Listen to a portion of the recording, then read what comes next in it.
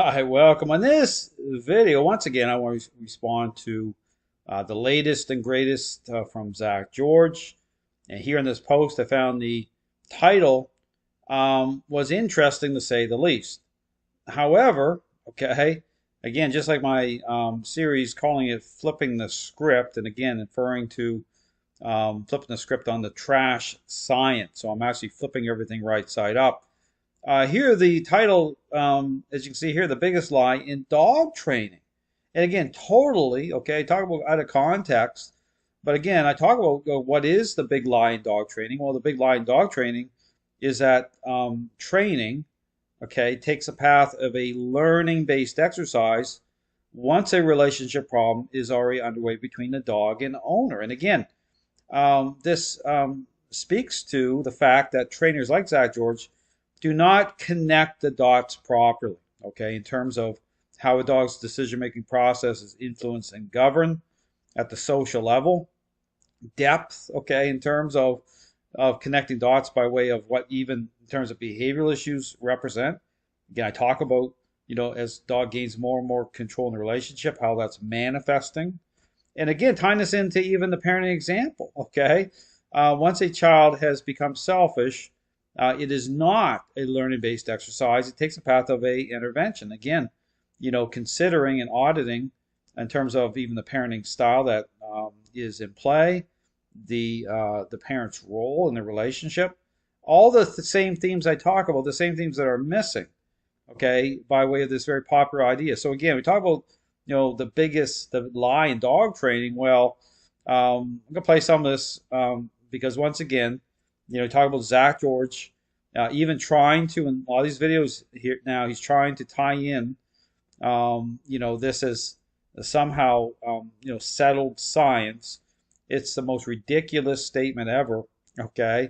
Even confused, balanced dog trainers know that there's something wrong, even though they're tied into the same idea. They're trying to bring in influence into the equation. You see how great that's working out, okay, by way of losing their tools. Based again on what this ideology represents. Understand that it's totally based on appearances, the interpretive narrative to even, with these trainers who are, assuming that responses can be trusted by way of how they're using treats to bribe these dogs. Well, it's no wonder so many dog owners are experiencing a counterfeit picture by way of response. You get your certificate only to discover you're still dealing with a unresolved behavioral relationship issue with your dog. This happens all the time. So again, I'm putting out a few videos here by way of, again, Zak George, who's just like trying to really just push this narrative hard and almost like kind of coming off desperate here lately. Okay, we're trying to bring these academics into his narrative here. Again, I talk about the academic community has failed, okay, at all levels, okay, when it comes to those who have basically exploited, okay, this ideology, at the expense of dogs and owners. I mean, just look at it. A lot of these academics don't even own dogs, okay, let alone they're out there, pushing this agenda. So again, I'll play some of this video. Again, to tie this in terms of, again, you talk about what the greatest lie is. Well, the greatest lie is this idea that trains a learning-based exercise.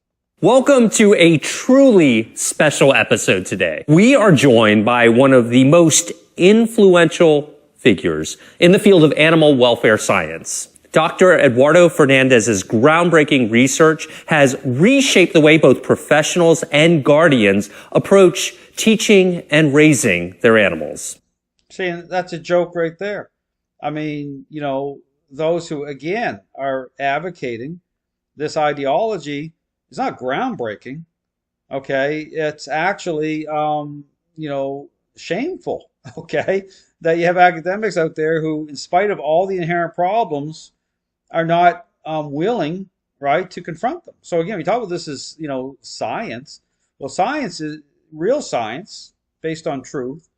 Doesn't shy away from the problems. It confronts it. But science is, understand science, people can use that, all the terms we want. Science is controlled by the human, okay, by the biased human. So understand that everything is, weighs on, the human, okay, the human trying to, push push a certain agenda even. So the trust, understand when people try to package things up, always ask yourself the question, what's really going on here? Is it really, and then look at all the problems. So something's off right away. Now, don't get me wrong, you can be very popular idea of things. You can have a lot of people buying into it for all sorts of reasons that have nothing to do with settled science.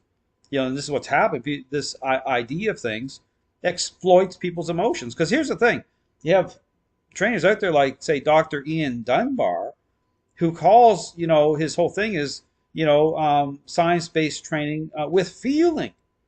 Well, what do feelings have anything to do with science? In fact, you bring feelings into it, okay, it's inherently going to be, it's biased, okay? So understand this is such a joke.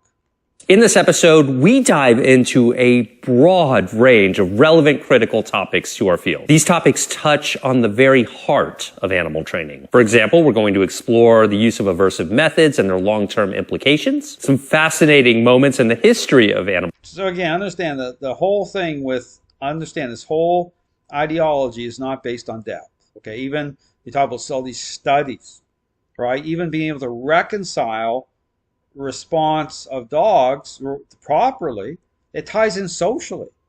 Again, the example I put out by way of the ice cream truck example. You watch the video on my YouTube channel, just type in ice cream truck, it'll come up. I talk about the problem by way of relationship. So understand these ideologues are totally twisted up in this stuff, so they can't work through anything. That's why you don't see them actually working with dogs with real issues. And the dogs that they do try to connect with, you see them with their hands full of treats. Totally bribery based, no depth at all. And again, I tie this all into the parent example. This is so lame. That's the only way to describe it. But you see Zak George out there trying to bring people in. So understand that the dog training world's in a mess for a reason. Going back to this whole thing about the biggest lie in the dog training world. Well, I talk about that. The biggest lie in the dog training world is trainers like Zak George and others who market this or try to even elevate this up to a level of real science. It's not settled. It's a disaster. And trying to suggest that training represents a learning-based exercise. That's ridiculous, especially when you tie the dots and say you're dealing with a relationship problem. I mean, just consider the parent examples like the selfish child. It's like, yeah, sure, you get a selfish child to pick up the toys for a brand new Xbox game, but that doesn't mean whatsoever those responses can be trusted to represent that the attitude that the child is changed, especially if you don't bring in, again, socially in terms of the parental role, the parenting style, nothing, totally disconnected. Thanks for watching.